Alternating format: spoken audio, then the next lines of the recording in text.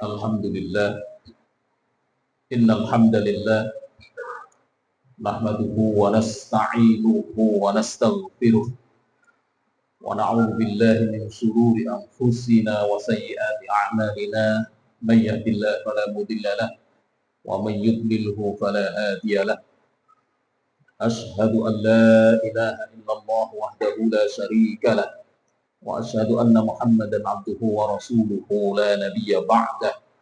Allahumma salli wa sallim wa barik ala sayyidina Muhammad wa ala alihi wa ashabihi wa man tabi'ahu ila yaumil qiyamah. Amma ba'du, fa ya ayyuhal muslimun, usikum wa nafsi bitaqwallah. Ittaqullaha haqqa tuqatih wa la tamutunna illa wa antum muslimun. Faqad qala Allah Ta'ala, a'udzu billahi minasyaitonir rajim. Innahu laqur'anun karim fi kitabin maknun la yamassuhu illal mutahharun. Ma'asyiral muslimin, sidang Jumat rahimakumullah. Ketika Allah menurunkan Al-Quran kepada umat manusia, ini dimaksudkan sebagai media agar orang itu berkomunikasi dengan Allah, agar orang itu menjalin hubungan yang akrab dengan Allah melalui Al-Quran. Maka sampai Rasulullah pernah menyampaikan satu sabdanya, man arada ayyatakallama ma'allah, barang siapa yang ingin bercakap-cakap dengan Allah, fal yaqra'il Qur'an, maka bacalah Al-Quran. Dan ini kemudian sudah menjadi tradisi umat Islam di seluruh dunia. Membaca Al-Quran itu sudah menjadi kebiasaan sehari-hari. Tapi sudahkah benar bahwa ketika kita sedang membaca Al-Quran, terasa bahwa kita sedang bercakap-cakap dengan Allah? Apakah sudah kita rasakan bahwa kita sedang berhubungan dengan Allah? Ternyata kebanyakan kita tidak merasakan itu.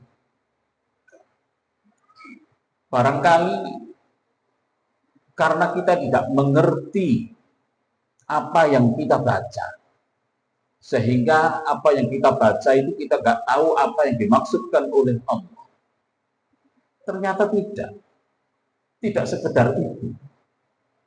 Kalau Al-Quran hanya dilihat dari sisi makna, sisi harfiahnya saja, maka mestinya orang-orang yang keseharian berbahasa Arab semuanya mengerti dengan Al-Quran, maka tidak ada yang tidak Islam, tidak ada yang tidak beriman. Tetapi orang yang pertama kali mengingkari Al-Quran itu sahabat, itu orang-orang Arab.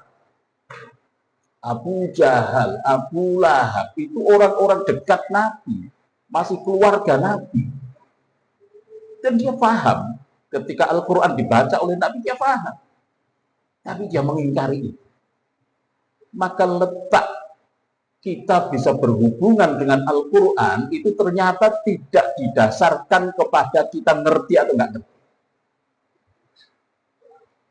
Karena memang Allah memberikan suguhan dari Al-Quran itu ada yang dihubungkan dengan harfiah, lafdiyah, makna. Ada. Sehingga orang yang memahami itu punya potensi untuk dia beriman kepada Allah. Akan tetapi yang bisa melakukan ini ternyata hanya sedikit dari umat Islam. Umat Islam Indonesia boleh dikatakan 80% nggak ngerti apa yang dia baca dari Al-Quran. Tetapi ada sisi lain yang Allah suguhkan dari Al-Quran itu tidak diletakkan dari maknanya, Tapi hentakan-hentakan nada yang ada dalam Al-Quran, ada aturan baca yang ada dalam Al-Quran yang itu tidak berhubungan dengan makna. Ketika Al-Quran dibaca mengikuti kaedah-kaedah baca, tidak berhubungan dengan makna. Tajwidul Quran itu tidak berhubungan dengan makna.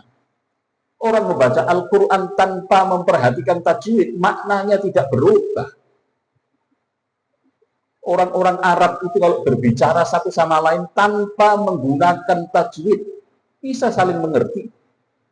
Maka sesungguhnya sama juga Al-Quran ketika tidak dibaca dengan tidak memperhatikan tajwid, maknanya tidak berubah. Akan tapi ini ditekankan oleh Allah. Bahkan Allah menyatakan warattalnahu tartila. Aku contohkan cara bacanya dengan bacaan tajwid, bertajwid, tartil. Baru kemudian rattilil Quran, perintah bacalah Al-Quran dengan tartil itu. Apa yang disuguhkan oleh Allah dengan Al-Quran yang diatur dengan kaidah baca yang tidak berhubungan dengan makna. Al-Quran dengan kaidah baca ini dia memberikan sentuhan rasa. Jadi ketika Al-Quran dibaca dengan tajwid, ini tidak berhenti pada akal fikir manusia, tidak berhenti kepada otak manusia, akan tapi dia lebih berbicara dengan kalbu manusia. Hentakan-hentakan nada yang ada dalam kaidah itu menghentak langsung ke dalam kalbu manusia. Akan tapi ini juga belum cukup. Ternyata banyak juga di antara kita yang bacaan Al-Qurannya sudah benar, bacaan Al-Qurannya sudah bertajwid, ternyata belum bisa merasakan bahwa kita telah berkomunikasi dengan Al-Quran, telah berkomunikasi dengan Allah. Karena apa?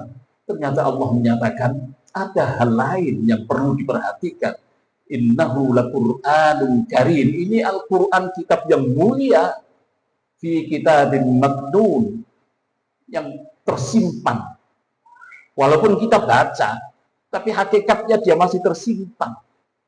Kita belum bisa bersentuhan dengan Al-Quran. La yamassuhu illal mutahharun.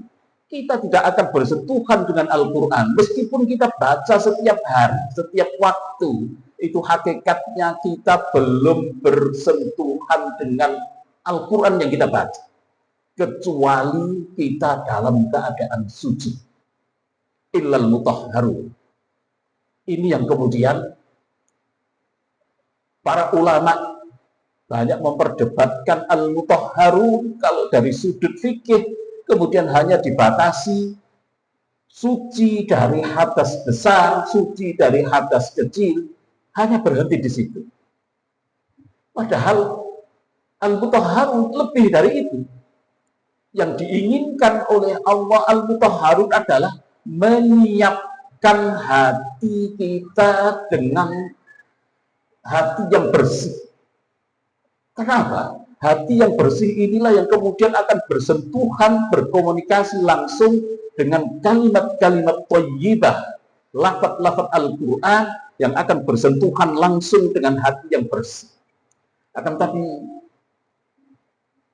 yang menarik, ternyata kebersihan jiwa, bersihnya hati itu tidak mutlak punyanya orang Islam saja.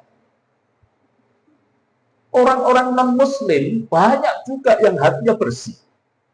Dan ketika orang itu hatinya bersih, apakah dia orang Islam atau enggak Islam, ketika mendengarkan Al-Quran, ketika membaca Al-Quran atau dibacakan Al-Quran, dia akan nyambung. Dia akan bisa berkomunikasi langsung. Ini yang terjadi di kalangan para sahabat. Umar bin Khattab dalam keadaan marah luar biasa. Akan tapi yang perlu diketahui bahwa Umar itu adalah orang yang hatinya bersih. Umar itu orang yang dikenal oleh lingkungannya sejak dia masih kafir. Apa yang kelihatan di permukaan itu sama seperti yang ada di dalam. Dia bukan orang yang munafik. Maka begitu Umar itu mendengarkan kalimat thayyibah yang dibacakan oleh adiknya yang bernama Fatimah, begitu mendengarkan kata Toha, langsung tersungkur karena bersih hati. Nah, sementara kita yang sudah menjadi muslim sejak kecil, setiap hari baca Quran, tapi kenapa Al-Quran terasa belum berbicara dengan kita? Mari kita renungkan. Jangan-jangan hati kita ini memang masih dikotor, masih belum dibersihkan. Bersih dari apa? Bersih dari takabur, bersih dari hasud, bersih dari iri, dan lain sebagainya. Bersihkan itu semuanya. Bersihkan dari hal-hal yang mengotori hati, itu yang akan membuat Al-Quran susah, bahkan tidak bisa untuk bersentuhan langsung dengan kita. Meskipun setiap hari kita baca, akan tapi ketika hati kita belum kita bersihkan, kita tidak akan bersentuhan dengan Al-Quran. Ini akan berbeda dengan barangkali orang tua kita dulu, yang bacaan Al-Qurannya boleh jadi tidak benar, dengan lafaz, dengan kefasihan yang sangat terbatas. Tapi apa yang dia baca hanya sekedar Bismillahirrahmanirrahim, punya pengaruh yang sangat besar terhadap kehidupannya kepada orang lain. Apa? Karena orang-orang tua kita, orang-orang yang terlatih untuk membersihkan jiwanya. La yamassuhu illal mutahharun. Marilah kita berupaya untuk berkomunikasi dengan Allah melalui Al-Quran, akan tapi dengan cara yang lengkap. Secara harfiah kita berupaya untuk memahami, dan secara batin kita lakukan baca Al-Quran dengan berkaidah. Dan yang tidak kalah pentingnya, mari bersihkan hati kita supaya Al-Quran yang suci ini akan masuk ke dalam jiwa kita yang suci. Barakallahu lakum fil Qur'anil azim wa nafa'ani wa iyyakum minal ayati wa dzikril hakim wa taqabbala minni wa minkum tilawatahu innahu huwas samiul alim. Aku qauli hadza wa astaghfirullahal azim li wa lakum wa lisairil muslimina wal muslimat fastaghfiruh innahu huwal ghafurur rahim. Allahumma inna nas'aluka كله عاجله وأجله من كل ما نعلم وما لا نعلم ونعوذ بك من شر هذا كل عاجل ومن كل عاجل إنك أنت علام الغيوب.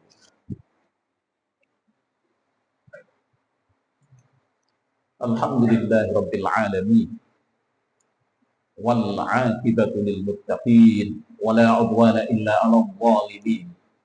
أشهد أن لا إله إلا الله الملك الحق المبين وأشهد أن محمد رسول الله صادق الوعد الأمين. اللهم صل وسلم وبارك على سيدنا محمد وعلى آله وأصحابه ومن تبعه إلى يوم الدين. أما بعد فيا أيها المسلمون أوصيكم ونفسي بتقوى الله. اتقوا الله فقد فاز المتقون. فقد قال الله تعالى أعوذ بالله من الشيطان الرجيم بسم الله الرحمن الرحيم والعصر إن الإنسان لفي خسر إلا الذين آمنوا وعملوا الصالحات وتواصوا بالحق وتواصوا بالصبر. وقال أيضا إن الله وملائكته يصلون على النبي يا أيها الذين آمنوا صلوا عليه وسلموا تسليما. اللهم صل على سيدنا محمد وعلى آل سيدنا محمد. اللهم اغفر للمسلمين والمسلمات والمؤمنين والمؤمنات الأحياء منهم والأموات إنك سميع قريب مجيب الدعوات يا قاضي الحاجات ويا غافر الذنوب والخطيئات. ربنا هب لنا من أزواجنا وذرياتنا قرة أعين واجعلنا للمتقين إماما. اللهم اهدنا الصراط المستقيم صراط الذين أنعمت عليهم من النبيين والصديقين والشهداء والصالحين وحسن أولئك رفيقا. ذلك الفضل من الله وكفى بالله عليما. ربنا آتنا في الدنيا حسنة وفي الآخرة حسنة وقنا عذاب النار والحمد لله رب العالمين. عباد الله إن الله يأمر بالعدل والإحسان وإيتاء ذي القربى وينهى عن الفحشاء والمنكر والبغي يعظكم لعلكم تذكرون ولذكر الله أكبر وأقيموا الصلاة